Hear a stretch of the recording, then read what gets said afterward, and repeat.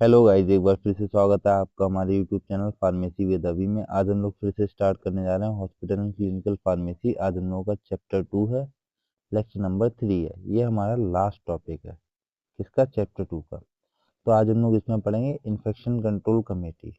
इसमें हम लोग इन्फेक्शन कंट्रोल कमेटी में हम लोग डेफिनेशन पढ़ेंगे, ठीक है, ऑब्जेक्टिव पढ़ेंगे, ठीक है, कंपोजिशन एंड मेंबर्स पढ़ेंगे, कौन कौन से मेंबर्स होते हैं आईसीसी में, ठीक है, क्या क्या रिस्पॉन्सिबिलिटी रहती है, ठीक है, एंटी माइक्रोबियल रेसिस्टेंस क्या होता है, एंटी माइक्रोबियल रेसिस्टेंस को शॉर्ट फॉर्म में हम लोग AMR भी बोलते हैं।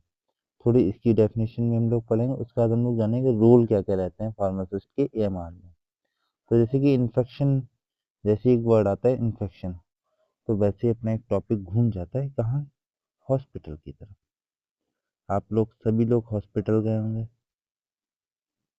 तो हॉस्पिटल गए होंगे तो आपने हॉस्पिटल में देखा होगा प्रॉपर एक दो व्यक्ति लगे रहते हैं पोछा लगाने के लिए, है ना, साफ सफाई के लिए, पोछा के लिए सफाई कर्मी वहां पे लगे ही रहते हैं। वो क्या करते हैं, बार बार बार बार क्या करते हैं, फ्लोर में पोछा लगाते हैं। क्यों लगाते हैं? जैसे ही हम लोग टॉपिक पढ़ रहे थे वो था इन्फेक्शन। देखो इन्फेक्शन क्या है, एक इन्फेक्शन एक ऐसी चीज है, क्या है, वो एक दूसरे से फैल सकती है, फैल सकती नहीं।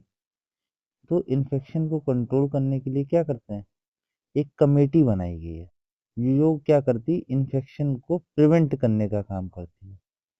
क्या प्रिवेंट का मतलब क्या होता है, फैलने से रोकती है, ठीक है। आज हम लोग इसके बारे में डीप एंड डिटेल से डिस्कस करेंगे, ठीक है। तो हम लोग जान लेते हैं, टॉपिक की तरफ आगे बढ़ते हैं। तो देखो डेफिनेशन क्या है, मतलब परिभाषा क्या है इन्फेक्शन कंट्रोल कमेटी की। देखो इन्फेक्शन कंट्रोल कमेटी, ठीक है, अस्पताल की एक बहु विषयक मतलब मल्टी डिस्पेशनरी समिति होती है जो अस्पताल में होने वाले संक्रमण को रोकने और नियंत्रण करने के लिए कार्य करती है। जो भी हॉस्पिटल में इन्फेक्शन फैल रहा है, क्या है, ये इन्फेक्शन फैलने से जो रोका जाता है उसी को हम बोलते हैं इन्फेक्शन कंट्रोल कमेटी, ठीक है। कोई भी बैक्टीरिया इस व्यक्ति से किसी दूसरे व्यक्ति में ना फैल पाए, है ना, इसको कंट्रोल करने के लिए एक कमेटी बनाई जाती है, ठीक है।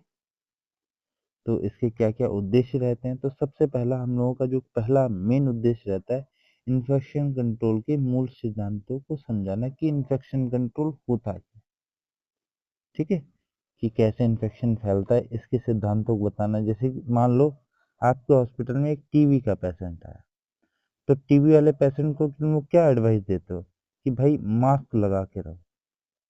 अगर तुम मास्क लगाओगे जो तुम्हारे टीबी का बैक्टीरिया है किसी दूसरे पेशेंट पे नहीं पहुंच पाएगा, और साफ सफाई बना के रखो, यही तो एडवाइस देते हो टीबी के पेशेंट को, ठीक है।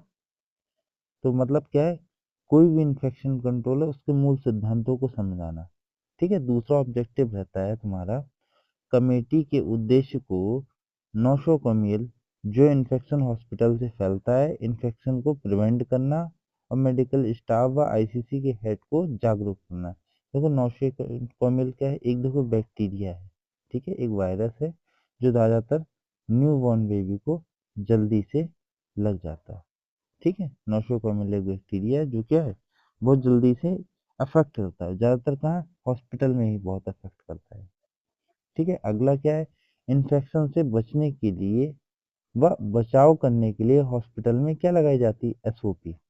आप लोग कभी भी हॉस्पिटल गए हो तो आपने कई जगह पोस्ट लगे हुए देखे होंगे, है ना, कि पीली पीली बाल्टी में गीला कचरा या नीली बाल्टी में सूखा कचरा, ये सब आपने जगह जगह पोस्टर लगे देखे होंगे, हाथ धुलने के तरीके के, है ना, संक्रमण से कैसे बचा जाए। तो कई सारे क्या होते हैं, SOPs लगे होते हैं हॉस्पिटल के अंदर, है ना।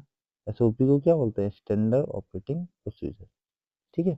अगला क्या, कुछ पेशेंट के को बार बार गलत मेडिसिन तो नहीं प्रोवाइड कराई जा रही, इसकी भी जांच करना, ये भी इसकी भी जांच करना किसका काम है, इन्फेक्शन कंट्रोल कमेटी का, ठीक है। अगला क्या, हॉस्पिटल में हेल्थ केयर की एडवाइस को मानना और सुनना। तो हॉस्पिटल में जो भी तुम्हारे हेल्थ केयर एडवाइजर रहते हैं या एडवाइस देते हैं उनको मानना और कायदे से सुनना, ये भी ऑब्जेक्टिव रहता है ICC का। अगला क्या है, संक्रमण की निगरानी व सर्विलांस करना। अब जहाँ बार बार जांच करना है कि लोग इन्फेक्शन तो नहीं फैला रहे, लोग कचरा तो नहीं फैला रहे हैं, तो इन सब की अच्छे से जांच करना। अगला क्या है, अस्पताल स्टाफ को प्रशिक्षण और शिक्षा देना।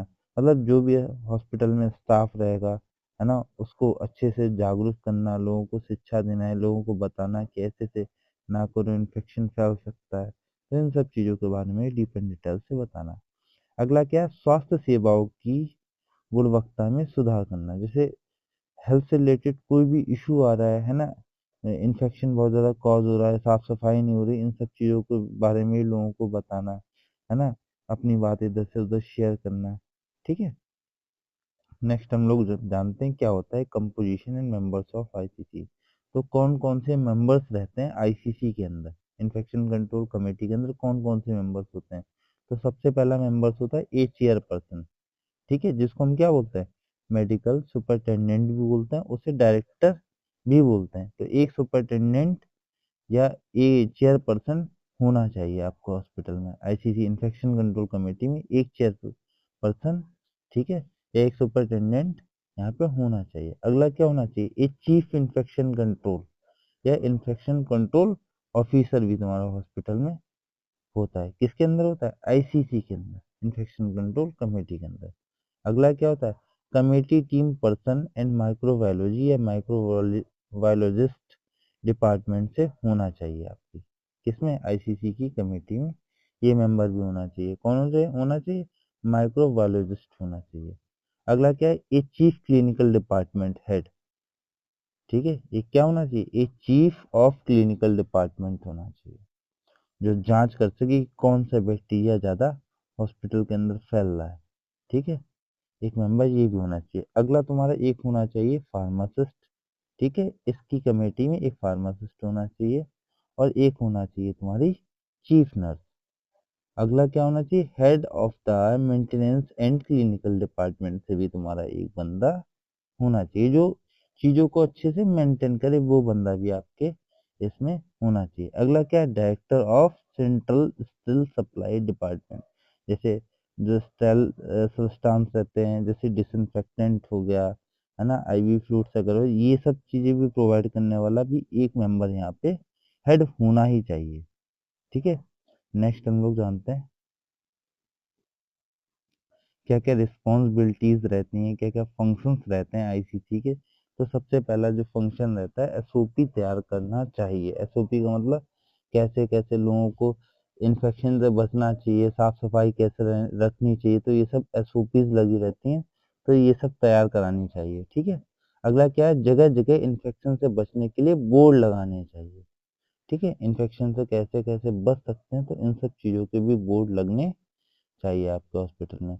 भीड़ भाड़ वाली जगह पर डस्टबिन का उपयोग करना चाहिए, जहाँ पे ज़्यादा भीड़ भाड़ रहती है। ठीक है, जैसे कि क्या है, हॉस्पिटल में ये तुम्हारा रिसेप्शन एरिया है, यहाँ पे बिलिंग काउंटर है, तो यहाँ पे क्या है, लोगों की भीड़ रहेगी, तो लोग कचरा फैलाएंगे, तो जगह जगह पे क्या होना चाहिए, यहाँ पे डस्टबिन होना चाहिए, जिससे लोग, जैसे मान लो रिसेप्शन है, यहाँ पे लोग बैठते हैं, वेटिंग एरिया, तो यहाँ पे डस्टबिन होना ही चाहिए, जिससे लोग कचरा ना फैला सके, सब लोग डस्टबिन में ही अपना कचरा डालें।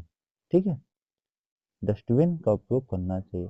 अगला क्या, इन्फेक्शन कंट्रोल नीतियाँ बनाना, जैसे कैसे कैसे इन्फेक्शन को हम और कंट्रोल कर सकते हैं, है ना, जैसे कि जो वेटिंग एरिया है तुम्हारा, यहाँ पे ज़्यादा से ज़्यादा डस्टबिन रखना, ठीक है, और ज़्यादा से ज़्यादा पोस्टर लगाना। तो ये सब क्या नीतियाँ हैं, हम कैसे और इन्फेक्शन को कंट्रोल कर सकते हैं। अगला क्या, संक्रमण की निगरानी करना, कैसे कैसे लोग संक्रमण अगर फैला रहे हैं, तो उनको फैलाने से रोकना। अगर कोई संक्रमण फैला रहा है तो जुर्माना रखना उसके ऊपर, जैसे कोई मसाला खाता है, थूक दे इधर उधर, है ना, तो उन सब चीज़ों के ऊपर निगरानी के तौर पर उन पर फाइन चार्ज करना। अगला क्या, अस्पताल स्टाफ को प्रशिक्षण देना, मतलब हॉस्पिटल को और कैसे केयरफुली रखा जा सकता है, और कैसे कैसे हम बचाव कर सकते, तो ये सब चीजें बताना।